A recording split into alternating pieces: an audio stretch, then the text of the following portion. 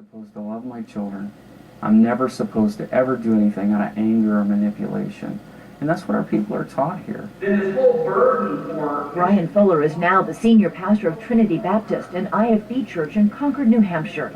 He says his church has nothing to hide and opened his doors to our cameras. So you don't advocate spanking the children? We advocate biblical discipline to our children, Which but is in a what? loving way. The Bible has a lot of consequences for children. One of them would be corporal punishment. One of them would be our timeouts.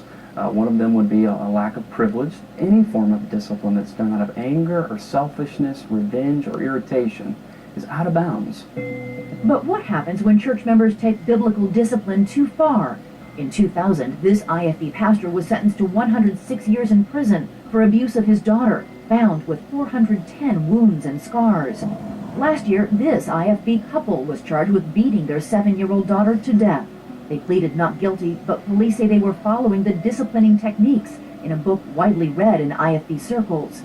And just last month, 2 leaders of an IFB church in Wisconsin were charged with child abuse.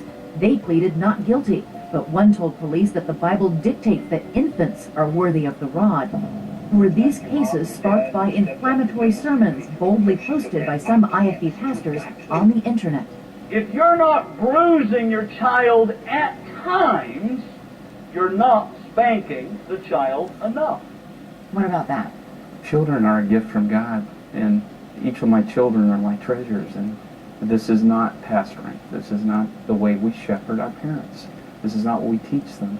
So then do you repudiate the other IFB pastors who are on tape talking about how to properly spank your child so that you bruise him or her, but don't break any bones or don't kill them? They actually I said? repudiate any type of abuse on a child. But can you understand why people are disturbed when they see? Yes, I can see the outrage. My point is, Elizabeth, there is a junk drawer here with people who are doing really bad, evil, un-Christ-like things from a pulpit. But just because they're independent, fundamental Baptist churches does not mean they're tethered to us.